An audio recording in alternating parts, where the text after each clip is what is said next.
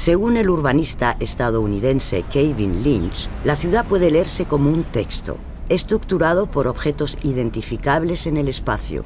Entre ellos destacan los nodos, puntos estratégicos, rotondas, focos de tránsito y los hitos, edificios y monumentos que son reconocibles desde distintos ángulos y distancias.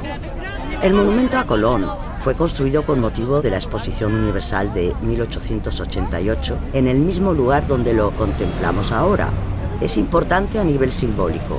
Las figuras de personajes reales y alegorías que componen sus partes conmemoran el descubrimiento de Nuevo Mundo, visto como un acontecimiento histórico reivindicado igualmente por catalanes y españoles.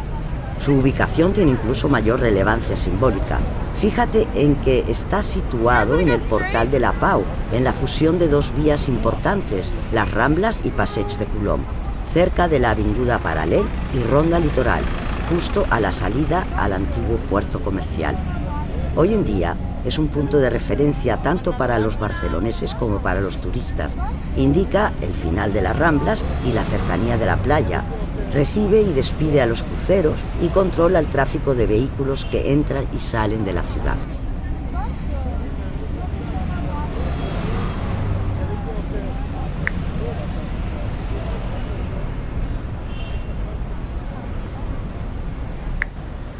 Los monumentos garantizan la continuidad de ciertos ideales y posiciones morales y estéticas. No todo el mundo está de acuerdo con que el monumento a Colón merezca adornar hoy una de las rotondas más importantes de la ciudad. Además de en Barcelona, en otras ciudades se está proponiendo una revisión que, en vez de celebrar el descubrimiento, visibilice la resistencia americana contra el imperialismo, la opresión y la segregación racial. Teniendo en cuenta que cada vez se cuestionan más las celebraciones del 12 de octubre, como el Día del Descubrimiento de América y la Hispanidad, ¿no debería cuestionarse igualmente la existencia del monumento que lo conmemora? Si la estatua de Colón ya resulta ofensiva para las comunidades latinoamericanas que residen en la ciudad, más lo son aún las esculturas y placas de la base del monumento, que muestran explícitamente a los indígenas americanos en posición de sometimiento ante los colonizadores. Según Daniela Ortiz, artista y activista peruana, el monumento a Colón legitima el orden colonial, representado en los centros de internamiento de extranjeros, en la persecución y deportación de migrantes y en el racismo institucional. En sus propias palabras, por eso les sirve tener a un indígena arrodillado ante un cura, porque mantiene la narrativa de que nosotros tenemos que estar en nuestras rodillas ante los ciudadanos de primera categoría, españoles, europeos o catalanes.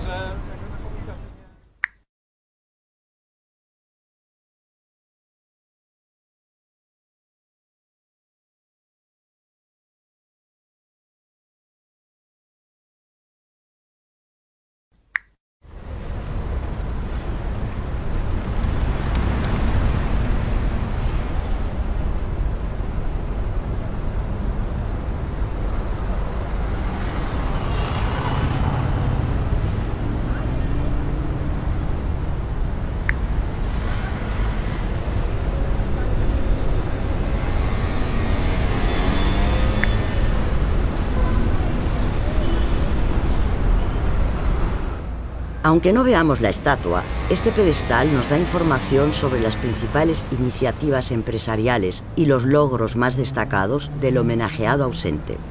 Además, como lo proyectó el arquitecto Josep Oriol Mestres para la Exposición Universal de 1888, a través del conjunto de bajorrelieves e inscripciones que lo conforman, funciona como un aglutinador del arte de la época. Cada una de estas alegorías es obra de alguno de los escultores más representativos del arte de la Renaixença, como Roger Novas, Francesc Pagès y Serratosa o Joan Roig i Solé. Este bajorrelieve en particular, concebido por Luis Puiggener, muestra una figura femenina con un cartel en el que se lee López, es el apellido del marqués, y también el nombre de uno de sus barcos. La figura personifica la Compañía Transatlántica Española, una gran flota que transportaba bienes entre las colonias y la metrópolis, y que jugó un papel importante en la industrialización de Cataluña y la consagración de Barcelona como foco del comercio colonial. Además, esta flota colaboró con el transporte de tropas, víveres y munición durante la Guerra de África de 1859. Estos bajorrelieves muestran las diversas empresas de López durante el siglo XIX. Su estilo modernista convierte al pedestal en un valioso testigo artístico.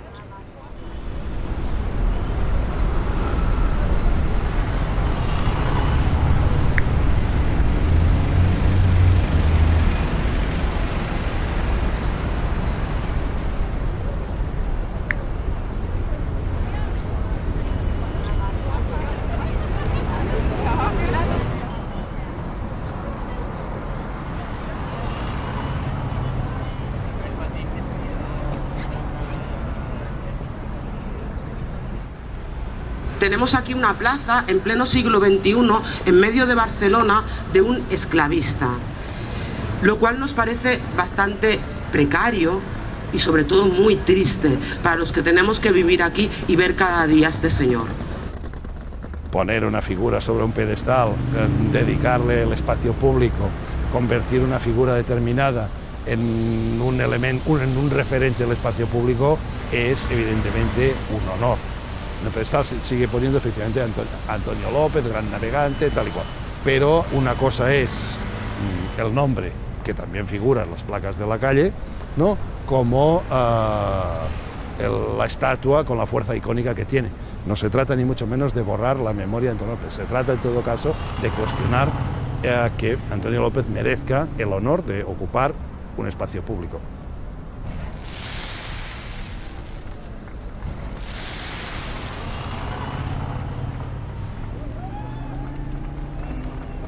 Antonio López se convierte en un personaje cuestionado. Todo este debate ya es un debate historiográfico acumulado. Durante la Guerra Civil su estatua ya es derribada y sustituida por la que tenemos ahora. Y llega un momento que este cuestionamiento tiene una amplitud social y una repercusión que hace que el Ayuntamiento tome esta decisión de retirar del espacio público el honor que representa tener una figura que representa a Antonio López.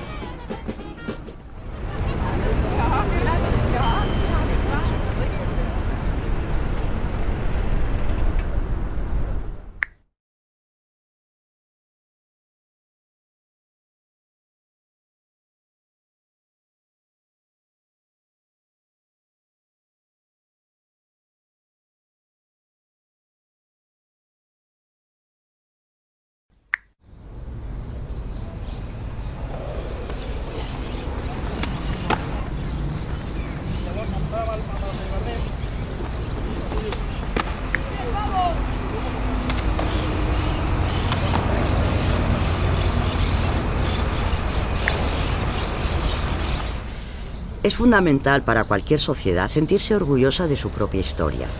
Con los monumentos se consigue inmortalizar los hechos más célebres y relevantes. Estos anclajes trascienden en el tiempo, construyen un imaginario común, proyectando la gloria del pasado.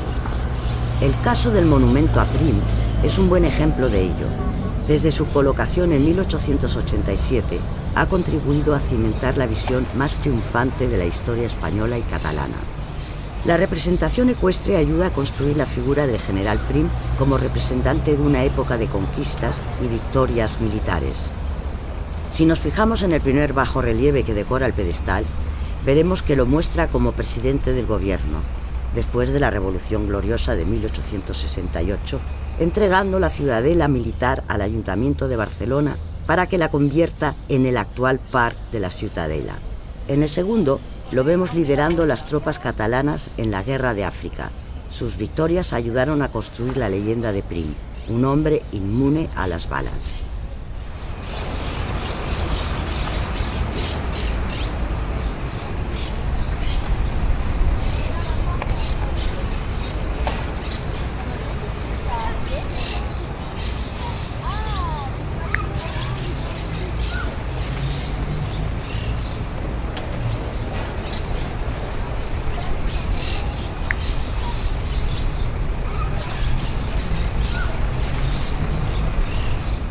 La construcción gloriosa del pasado no está exenta de intereses políticos. El criterio para decidir qué hechos son susceptibles de ser gloriosos es difuso. Hay hechos de los que nos podemos sentir orgullosos que nunca van a estar inmortalizados, porque no forman parte de la imagen que el poder proyecta sobre su propio pasado. El bajorrelieve de la Guerra de África representa un hecho relevante. iniciado por las élites con intereses políticos y económicos en la conquista del territorio extranjero. La guerra es representada como un momento trascendental que necesita ser perpetuado para que los futuros ciudadanos puedan sentirse orgullosos e inspirados para realizar actos similares. Habrá que hacer una revisión de lo que resulta glorioso para la historia de una nación, o de otro modo estaremos construyendo nuestro relato sobre las ruinas y los cadáveres de los pueblos colonizados.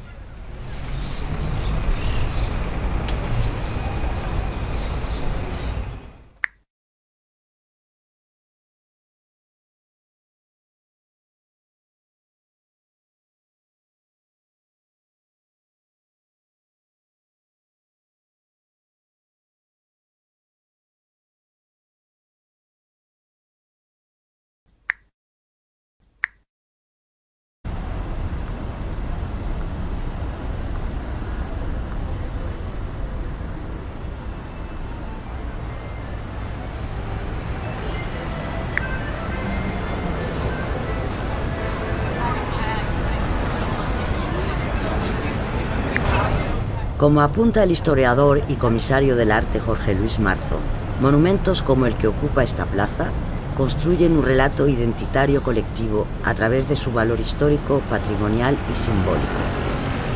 Los monumentos, elaborados a partir de materiales duraderos como piedra o bronce, están concebidos para perdurar en el tiempo durante varias generaciones.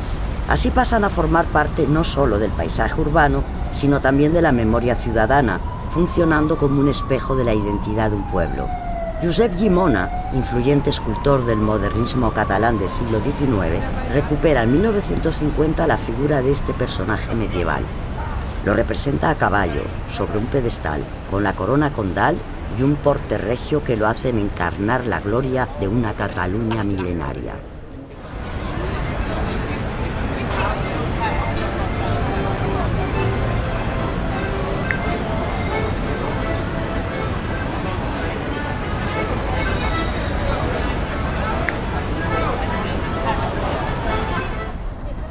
Si partimos de la idea que el monumento es un mecanismo, un instrumento, una condensación en imagen necesaria del poder, yo diría que por un lado el monumento no tiene nada que ver con la nostalgia en absoluto.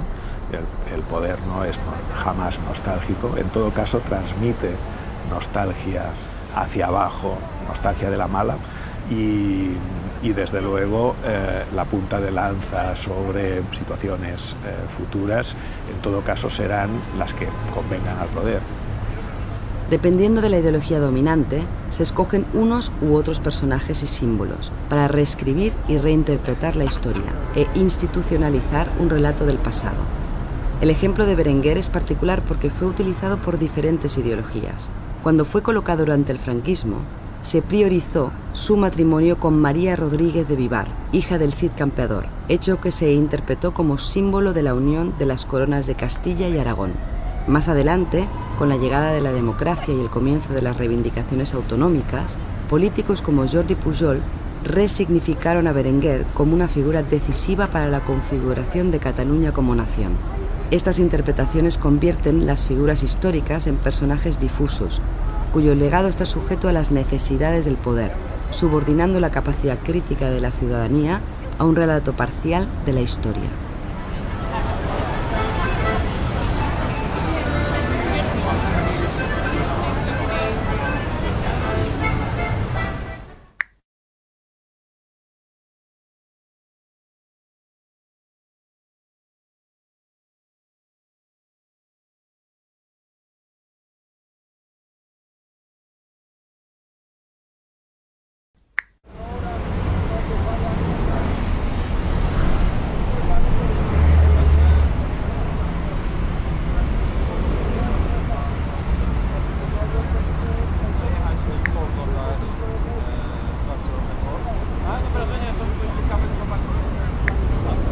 Muchos monumentos ubicados en los lugares más privilegiados de la ciudad están diseñados para mostrar la importancia excepcional de alguna personalidad y así causar un sentimiento de admiración por su figura y su obra.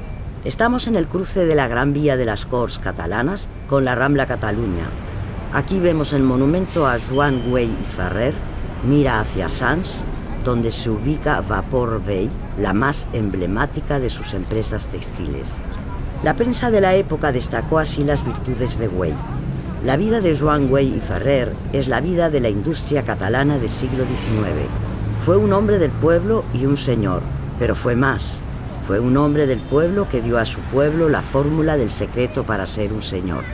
Consiste en tener siempre el espíritu a la altura de la posición social y del momento, obedecer cuando se debe, mandar cuando se puede, dirigir cuando se está a la altura.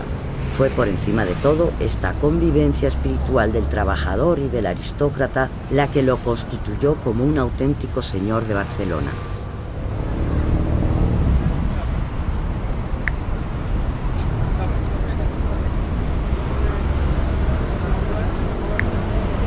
El monumento es una de esas rocas que cargamos sobre nuestras espaldas pensando en un futuro mejor, basado en un pasado que sería el modelo, pero todo eso es de la manera más transparente que uno puede imaginar. Todo eso son los mecanismos del poder. El monumento es el rostro del poder y literalmente lo es. Es decir, los que aparecen en los monumentos suelen ser generales, gobernadores civiles, grandes burgueses. Los monumentos son la esencia de la jerarquía. El monumento te dice qué es lo que está por encima de ti, a qué aspiras, a qué tienes que aspirar, pero también te dice hasta dónde puedes llegar, porque para eso está el monumento, es el límite, ¿no? Y es un sistema de control. El monumento organiza espacialmente, literalmente, la ciudad, es decir, hay una idea de control, una realidad de control físico.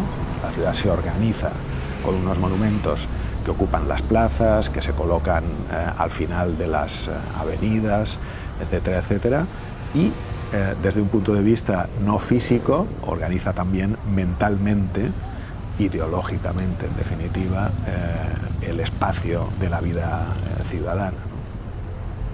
Las revueltas y revoluciones populares se expresan en las calles, modificando la imagen que el poder impone sobre el espacio urbano. En el año 1936, el monumento a Güell, junto al monumento de su consuegro, el Abuelo Negro, Antonio López y López, fueron tirados al suelo por los movimientos populares. Alegaban que ambos personajes se dedicaban al comercio ilegal de esclavos negros, representando valores nefastos para la sociedad. Ambas figuras, junto al general Prim, fueron reconstituidas durante el franquismo. El poder dominante quiso devolverlos a las calles de la ciudad, ocultando la parte más oscura de sus vidas. Hoy en día, 2 de los 3 monumentos siguen en pie, adornando las calles de Barcelona.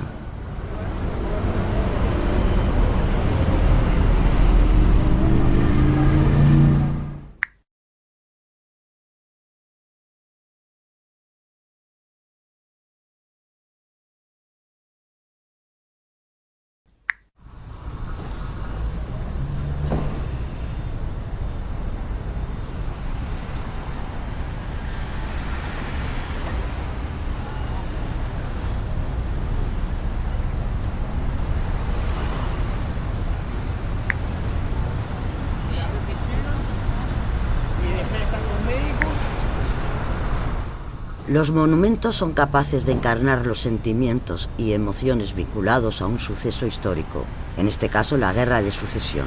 Iniciada en 1705, enfrentó a Felipe V de Borbón y al archiduque Carlos de Austria por los reinos de Castilla y Aragón. La postura y expresión dramática de la escultura recuerda a los catalanes el sacrificio de sus antepasados y la derrota de Barcelona el 11 de septiembre de 1714, seguida de la pérdida de las instituciones de autogobierno y una durísima represión cultural. El pedestal que estamos viendo tiene un alto relieve en el que se representa, a través de 2 figuras femeninas, cómo el espíritu nacional despierta a una Cataluña dormida.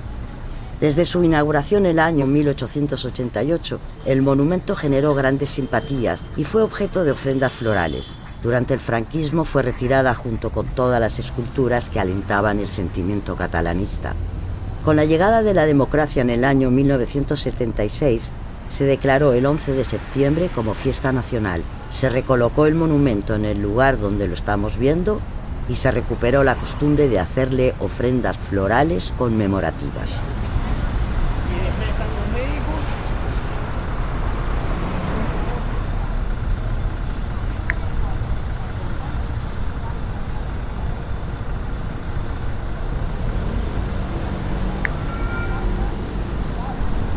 Sirviéndose de representaciones artísticas en el espacio urbano, las clases gobernantes deciden qué recuerdos históricos cimentan una identidad común entre las distintas clases sociales. De esta manera, la ciudadanía reivindica como suyos los proyectos de las oligarquías. El monumento siempre responde a un proyecto, y el proyecto es lo más ligado que existe a las promesas de renovación y promesas de liberación del futuro. Y el futuro es un tirano. El futuro es en lo que se basan todos los sistemas teleológicos, ¿no? En el futuro ocurrirá esto y aquello, y por tanto ahora tienes que sacrificarte por lo que ocurrirá. En el año 1936, en plena guerra civil, el bando republicano reivindicó la figura de Casanova como un ejemplo de ciudadano comprometido con su pueblo. Los anarquistas lo convirtieron en una figura popular, símbolo de la lucha contra la tiranía absolutista, olvidando que durante la Guerra de Sucesión, Casanova declaró que, de ser necesario, sacrificaría la vida de todos los barceloneses por la causa de Carlos de Austria. Por esta afirmación y por gobernar la ciudad con mano dura, el archiduque lo recompensó con el título aristocrático de ciudadano honrado de la ciudad. Si la memoria pública está consagrada en los monumentos y esta es patrimonio de todos, ¿encontraremos algún monumento que represente realmente los intereses de la ciudadanía?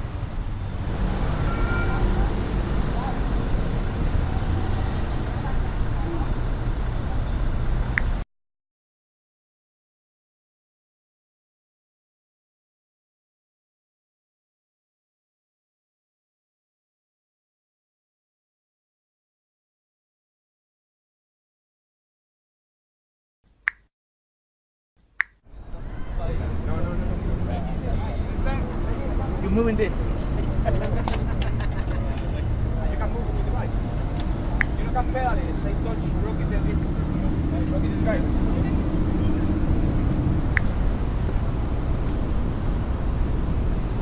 Usar monumentos para adornar nuestro entorno es una costumbre que a lo largo del tiempo ha cambiado de forma, pero no de fondo.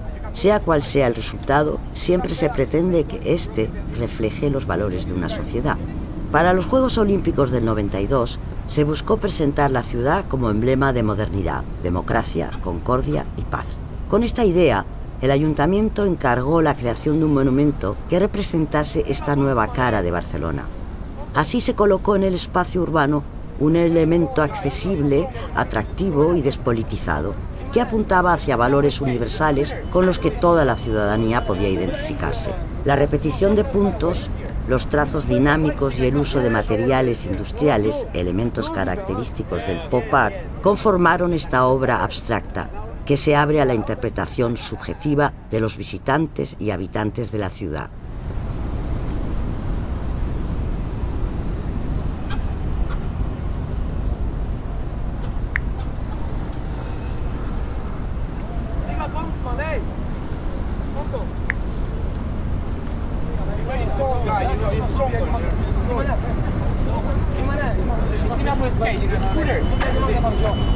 Con la llegada de la democracia tras la muerte de Franco en 1975, hay una necesidad de resignificar el espacio público, que antes había sido el escenario de todas las reivindicaciones sociales. Años más tarde, en 1986, la campaña de los Juegos Olímpicos lo inundó todo, lavando la cara de la ciudad y proyectando la imagen de una sociedad desprovista de conflictos sociales. Se reprimió todo acto disidente. Por ejemplo, la Asociación de Vecinos de Poblenou perdió la subvención del ayuntamiento al oponerse a la demolición del barrio de Icària, donde se iba a construir la Vila Olímpica, que albergaría a los atletas de todo el mundo. El responsable de la infraestructura de los Juegos justificó esta decisión alegando que, por delante de la libertad de expresión está la libertad de subvención.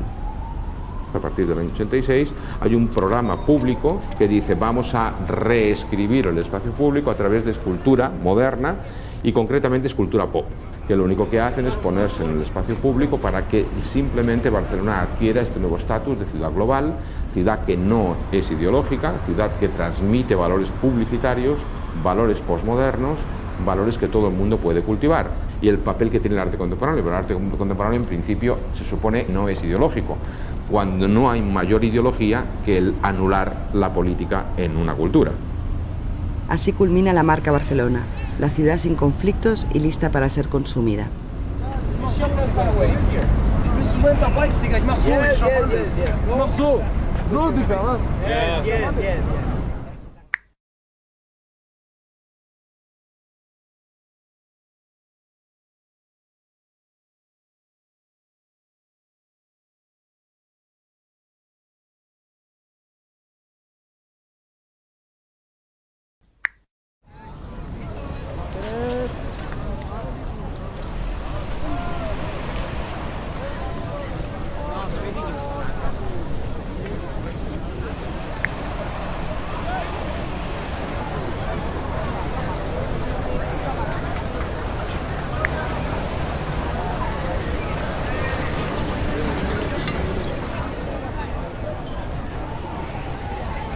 La función principal que tiene un monumento está inscrita en su etimología. La palabra viene del latín monumentum, que significa recordar, aconsejar o advertir. Por eso muchos de los monumentos demuestran admiración y respeto público a la memoria de un lugar concreto. La Stèle Ferit, la estrella herida, es un homenaje a los míticos chiringuitos, cafés y bares típicos de la playa, que antes de las Olimpiadas del 92 poblaban la línea marítima de la Barceloneta. Estos chiringuitos se veían como unas barracas deterioradas que no se correspondían con la imagen de la ciudad olímpica. Tras su retirada, la Barcelona modernizada volvía a mirar al mar, con una serie de playas aptas para el baño y el entretenimiento de la población, adaptándose así a las nuevas necesidades urbanas. Estas aportaciones en el ámbito del arte público fueron pensadas para cumplir varios objetivos: acercar el arte a las personas, generar un diálogo entre las esculturas y el lugar donde están emplazadas y reflejar el pasado sin dejar de ser un símbolo de la modernidad.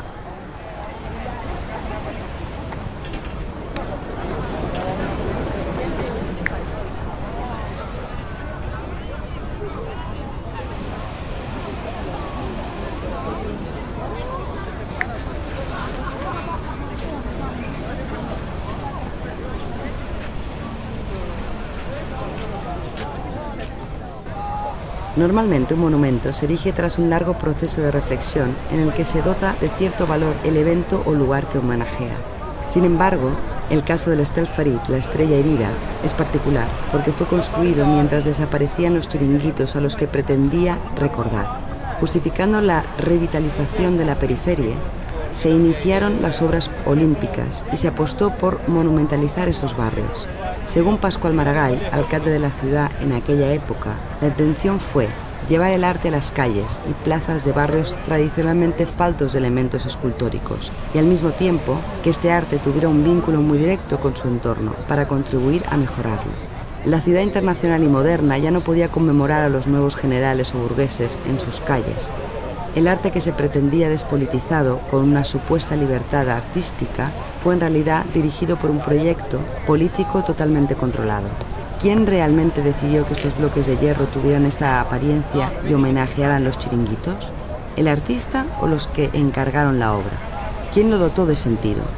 ¿Su forma o la historia del lugar que requerían elementos escultóricos para llenar el vacío? El contexto de la Barceloneta actual, mercantilizada y masificada por el turismo, la obra ni siquiera desempeña su función de memoria. Para la mayoría de la gente que pasa por aquí, la Stèle Ferit, la estrella herida, es poco más que otra obra de arte contemporánea con la que hacerse selfies, parte del skyline de la playa o un bloque que proyecta una sombra para esconderse del sol. Con él aún era otra.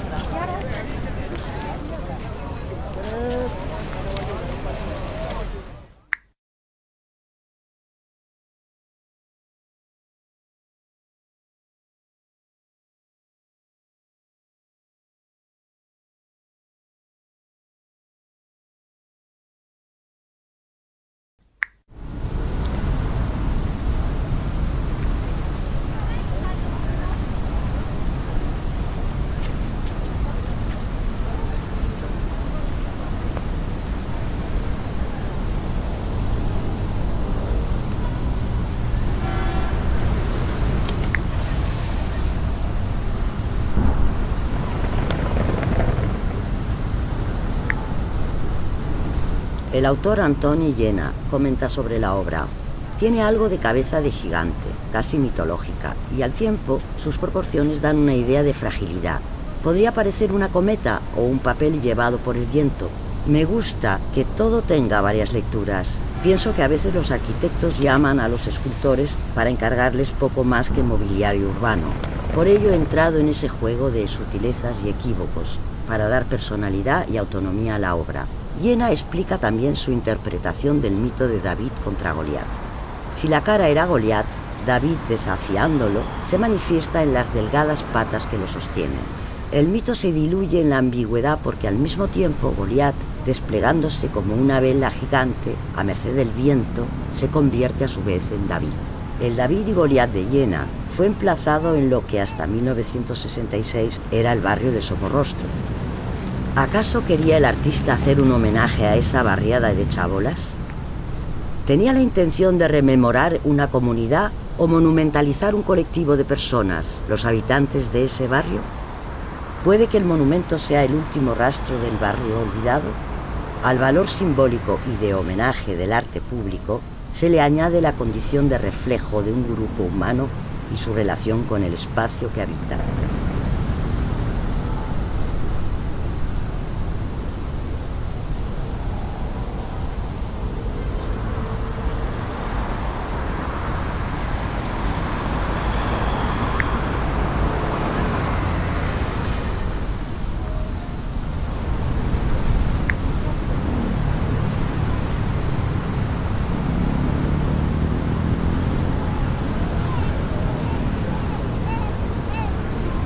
Se pierde el valor de identidad. La gente ya no se despeja y dice, ¿y eso qué tiene que ver con mi barrio? No lo sé.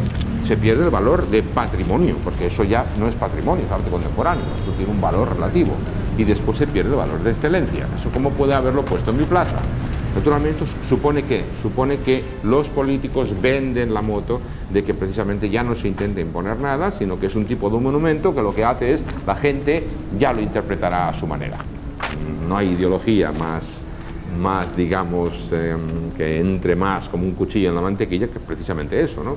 Que le quita a la gente incluso su propia capacidad de construir figurativamente aquello que le interesa, ¿no? Otro ejemplo muy bueno, y nos lo vienen a contar, cuando la mina decide, oye, nosotros no tenemos ningún monumento, ¿qué monumento vamos a hacer? Y hay una colecta popular para hacer un monumento en bronce al rostro, a la cabeza, al torso de Camarón de la Isla. Se pone el Camarón de la Isla ahí, el ayuntamiento dice esto no está autorizado y se lo lleva, y lo volverán a poner, y se lo volverán a llevar, y lo volverán a poner, y se lo volverán a llevar, hasta que finalmente el ayuntamiento, cansado, dijo, ahí se queda. Y ahí está un ejemplo de cómo la gente dice, a mí no me vengas con gilipolleces abstractas, lo que yo quiero es algo que yo pueda identificar y que sea nuestro. No me malinterpretéis, no estoy diciendo que el arte contemporáneo no pueda ser representativo simbólicamente en el espacio. Lo que no puede ser es que no vaya acompañado de todo un instrumental previo que debe ser generado por la propia gente, no por el Estado, por el poder, por el ayuntamiento.